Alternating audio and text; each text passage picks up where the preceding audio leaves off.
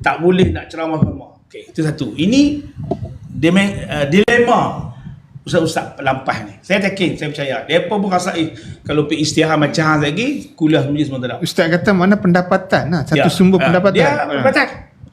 Saya boleh kata dia pendapatan. Okey, yang pertama. Yang kedua, orang ramai melihat seolah-olah tak ada apa, tak adalah orang agama. Sebab doktrin. Sebabnya orang jaga masjid ke surah ni, Datuk boleh jaga surah, Datuk engineer. Bukan sakat jaga, nak buat masjid dia boleh buat. Orang agama ni tak erti, buah tiang tu terban dia mampu. Jadi sumbangan nak buat agama ni bukan orang ustaz ya. Termasuk orang biasa, ekonomi. Kan? Perancangan ekonomi. Bukan ustaz ya, ustaz melaksanakan bank-bank Islam. Dalam bank Islam tu, bukan ramai ustaz. Pakar-pakar ekonomi ni macam doktor. Dia tak nak berikan pada agama, tapi dia ada background ekonomi. Dia membina ekonomi. Kita ni masuk duit di bank Islam ya pun.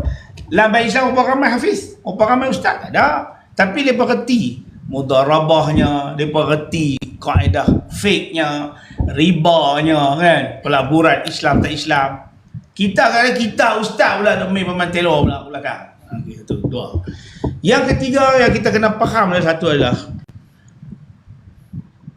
di Malaysia ni dia masyarakat dia majmuk. Masyarakat dia majmuk. Dan politik di Malaysia ni dia tak boleh berdiri dengan satu bangsa, satu agama. Sebab tu DAP hari ni hampa hantam. Esok kalau DAP bagi hampa menang, hampa menang DAP pula. Saya sebut minta maaf lah Akmal. Dia lupa Perak dengan Pahang siapa berdiri. Politik tak boleh. Dia dinamik dan menarik. Nak marah sangat tak boleh, benci sangat tak boleh. Sebab tu kita lah ni PMX.